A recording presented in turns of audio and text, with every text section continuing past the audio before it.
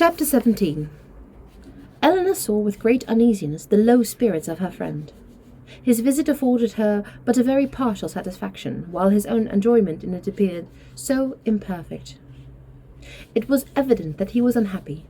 She wished it were equally evident that he still distinguished her by the same affection which once she had felt no doubt of inspiring, but hitherto the continuance of his preference seemed very uncertain, and the reservedness of his manners toward her contradicted one moment what a more animated look had intimated in the preceding one. He joined her and Marianne in the breakfast-room the next morning before the others were down, and Marianne, who was always eager to promote their happiness as far as she could, soon left them to themselves. But before she was halfway upstairs, she heard the parlour door open, and, turning round, was astonished to see Edward himself come out. "I am going into the village to see my horses," he said, "as you are not yet ready for breakfast. I shall be back again presently." Edward returned to them with fresh admiration of the surrounding country.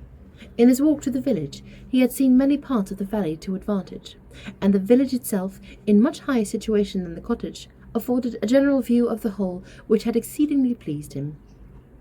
This was a subject which ensured Marianne's attention, and she was beginning to describe her own admiration of these scenes, and to question him more minutely on the objects that had particularly struck him, when Edward interrupted her by saying, "You must not inquire too far, Marianne, remember. I have no knowledge of the picturesque, and I shall offend you by my ignorance and want of taste, if we come to particulars. I shall call hills steep, which ought to be bold, surfaces strained and uncouth, which ought to be irregular and rugged, and distant objects out of sight, which ought to be indistinct through the soft medium of a hazy atmosphere. You must be satisfied with such admiration as I can honestly give. I call it a very fine country. The hills are steep, the woods seem full of fine timber, and the valley looks comfortable and snug, with rich meadows and several neat farmhouses scattered here and there.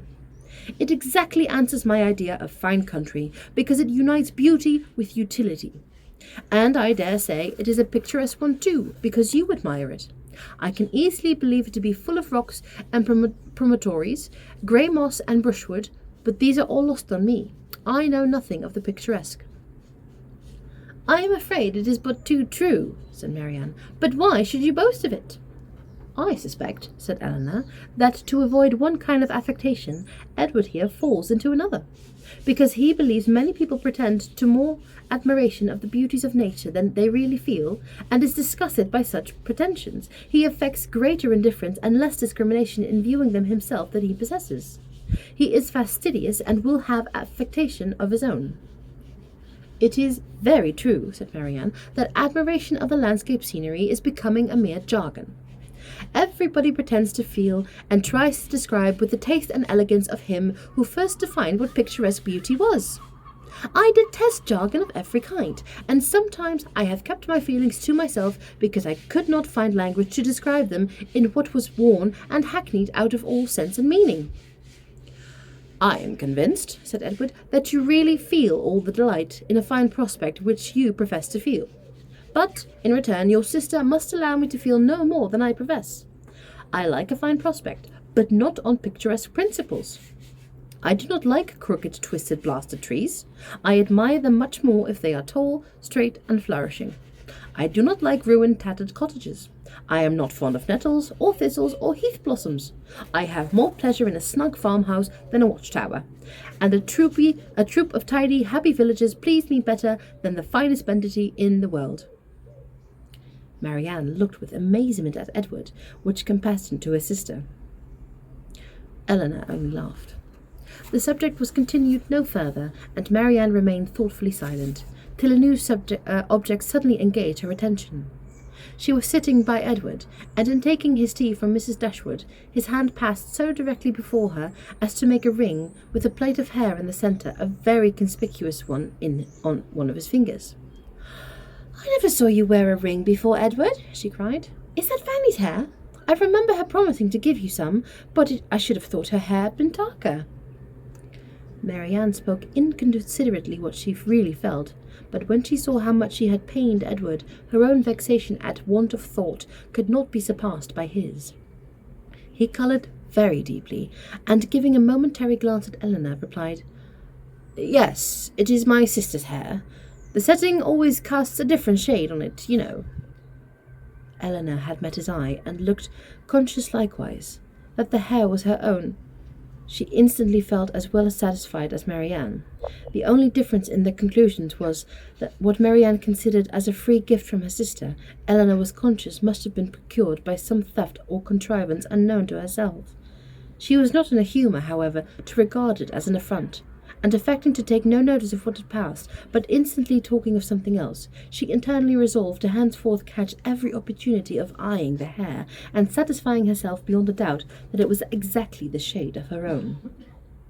Edward's embarrassment lasted some time, and it ended in an absence of mind still more settled. He was particularly grave the whole morning.